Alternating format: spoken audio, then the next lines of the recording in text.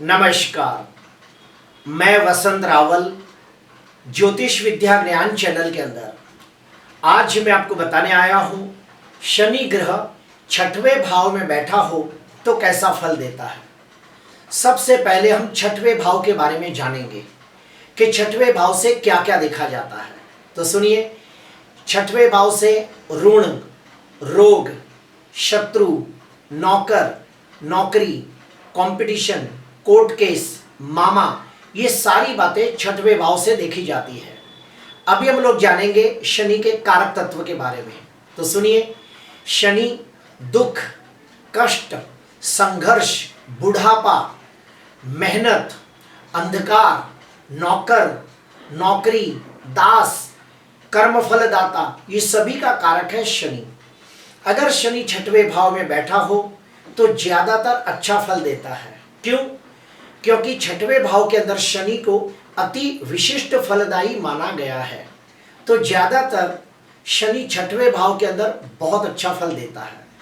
कौन कौन सी परिस्थिति के अंदर शनि अच्छा फल देता है वो भी मैं आपको बताना चाहता हूं। सबसे पहला, अगर शनि विपरीत राज्यों की कंडीशन बनाता हो और लग्नाधिपति ग्रह भी बलवान होता हो तो ये शनि निश्चित तौर पे बहुत बहुत अच्छा फल देता है। आइए उदाहरण के साथ देखते हैं।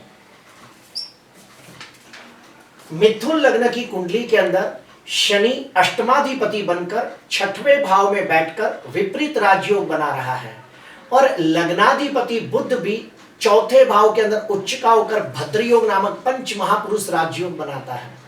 तो ये शनि निश्चित तौर पे अच्छा फल देने के लिए बाध्य हो जाता है। दूसरा एग्जाम्पल, मीन लग्न की कुंडली के अंदर शनि 12वें स्थान का स्वामी होकर छठवें भाव में बैठकर विपरीत राजयोग बना रहा है और लग्नाधिपति गुरु पंचम भाव के अंदर उच्च का हो रहा है। तो ये शनि भी अच्छा फल देने के लिए बाध्य हो जाता है।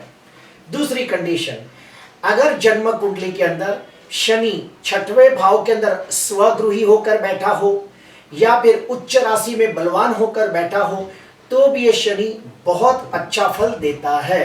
तीसरा, अगर शनि छठवें भाव में बैठा हो और नवमांश कुंडली के अंदर राशि वर्गोत्तमी या फिर भाव वर्गोत्तमी होता हो तो भी ये शनि अच्छा फल देने के लिए बाध्य हो जाता है। चौथा, शनि छठवें भाव के अंदर निच्च भंग राजयोग बनाता हो तो भी ये शनि बहुत अच्छा फल देता है। और आखिरी, भाव चलित कुंडली के अंदर ये शनि पांचवें या सातवें भाव में चला जाए और पांचवें और सातवें भाव के अंदर शनि की स्वगृही राशि या उच्च की राशि आ जाए तो भी ये शनि बहुत बहुत अच्छा फल देता है। अभी हम लोग जानेंगे कि अगर छठवें भाव के अंदर शनि शुभ फलदायी हो तो क्या फल मिलता है। तो सुनिए, अगर शनि छठवें भाव के अंदर विपरीत राजयोग बनाता हो या फिर स्वगृही या उच्च का होकर बैठा हो तो ऐसे व्यक्ति बहुत ही मेहनतू, स्वमानी, स्वाभिमानी, खुददार, ईमानदार, वफादार, नीतिवान, व्यवहारुक, सामाजिक और सेवाभावी होते हैं। शनि तीसरी दृष्टि से अष्टम भाव को देखता है और अष्टम भाव में शनि कारक माना गया है। तो फिर से कहूंगा, शनि जब अपनी तीसरी दृष्टि से अष्टम भाव को देखता है तो ऐसे व्यक्ति दीर्घ आयु प्राप्त करते हैं। आठवां भाव गुड शास्त्र का भी है। शनि अपनी जब तीसरी दृष्टि से अष्टम भाव को देखता है तो ऐसे व्यक्तियों को ज्योतिष शास्त्र, वास्तुशास्त्र, रत्न शास्त्र, तंत्र, मंत्र, यंत्र जैसे गुण शास्त्रों में रुझान होता है। उसके बाद शनि की तीसरी दृष्टि अष्टम भाव पर पड़ती हो तो ऐसे व्यक्ति के जीवन में बुढ़ापे के अंदर उसे समाज के अंदर मान, सम्मान, पद प्रतिष्ठा की प्राप्ति होती है और व्यक्ति बुढ़ापे के अंदर सर्व सुख संपन्नता भरा जीवन व्यतीत करता है। शनि की 10वीं दृष्टि तीसरे भाव पर पड़ती है और आप सभी को पता है कि तीसरा भाव मेहनत, साहस और पराक्रम का होता है। तो शनि जब शुभ स्थिति में छठवें भाव में बैठा हो और ये शनि अपनी 10वीं दृष्टि से जब तीसरे भाव को देखता है तो ऐसे व्यक्ति बहुत ही कड़ी मेहनत करने वाले, अपनी मेहनत अपनी काबिलियत और अपने दमखम पर शून्य में से सर्जन करने वाले लोग होते हैं। अपनी मेहनत और अपनी काबिलियत से अपना भाग्योदय करने वाले लोग होते हैं। जिसकी भी कुंडली के अंदर शनि छठवें भाव में बैठकर शुभ होकर अपनी 10वीं दृष्टि से तीसरे भाव को देखता हो तो ऐसे व्यक्ति बहुत ही खुददार होते हैं। हर परिस्थिति में लड़कर अपना रास्ता निकालने वाले, कड़ी मेहनत करके धीरे धीरे लेकिन बहुत अच्छी प्रगति करने वाले लोग होते हैं। ऐसे व्यक्ति बहुत ही मेहनतू, साहसिक, पराक्रमी होते हैं और अपनी जिम्मेदारियों के प्रति पूरी तरह से निष्ठावान होते हैं। ऐसे व्यक्ति पूरे परिवार का भरण पोषण करने वाले लोग होते हैं, पूरे परिवार का ध्यान रखने वाले लोग होते हैं, सबकी मदद करने वाले लोग होते हैं, बहुत ही भावनात्मक और संवेदनशील स्वभाव के लोग होते हैं। वो अपने जीवन को दूसरों के लिए समर्पित कर देते हैं। शनि छठवें भाव में बैठा हो और नवमांश कुंडली के अंदर यही शनि राशि वर्गोत्तमी या भाव वर्गोत्तमी होता हो तो ऐसे व्यक्ति शत्रुओं के ऊपर भारी पड़ते हैं और शत्रुओं के ऊपर विजय प्राप्त करते हैं। इसीलिए छठवें भाव का बलवान शनि शत्रुहंता भी माना गया है। ऐसे व्यक्ति जल्दी बीमार नहीं पड़ते और कभी कभार बीमार पड़ भी जाए तो बहुत जल्दी ठीक हो जाते हैं।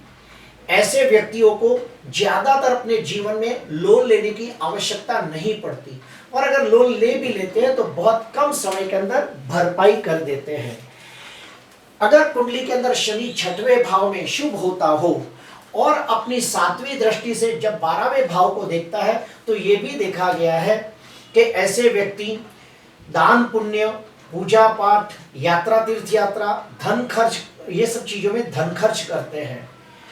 छठवें भाव का शनि व्यक्ति को एक अच्छा समाज सेवक बनाता है। फिर से कहूंगा, छठवें भाव का बलवान शनि व्यक्ति को एक अच्छा समाज सेवक बनाता है और ऐसे व्यक्तियों का बड़े बड़े नामचीन लोगों के साथ बहुत अच्छे कांटेक्ट होते हैं, बहुत अच्छे कनेक्शन होते हैं, लेकिन ये गलती से भी कभी उनकी सहायता नहीं लेते, ये भी देखा गया है।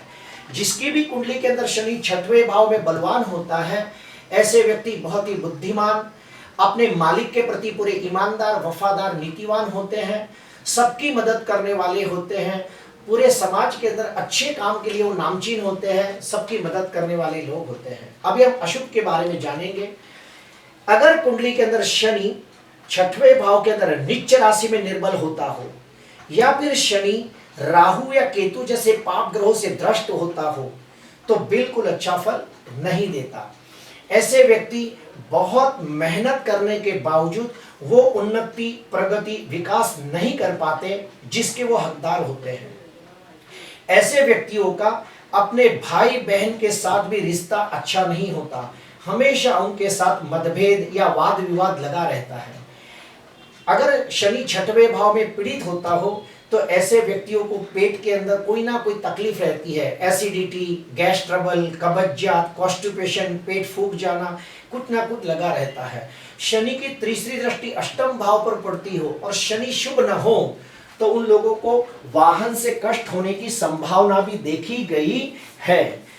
अगर मान लो शनि छठवें भाव के अंदर पीड़ित होता हो तो उसके उपाय क्या करें, तो सुनिए। सबसे पहला उपाय, ओम सम शनीश्वराय नमः, ओम सम शनीश्वराय नमः, ये मंत्र का रोज 108 जाप करें। दूसरा, शनिवार के दिन किसी कर्मकांडी विद्वान ब्राह्मण को घर पे बुलाकर नवग्रह शांति पूजा करें या शनि ग्रह की शांति पूजा करें। तीसरा, शनिवार के दिन गौशाला में जाकर गुड़ और उड़द, इसे दोनों को साथ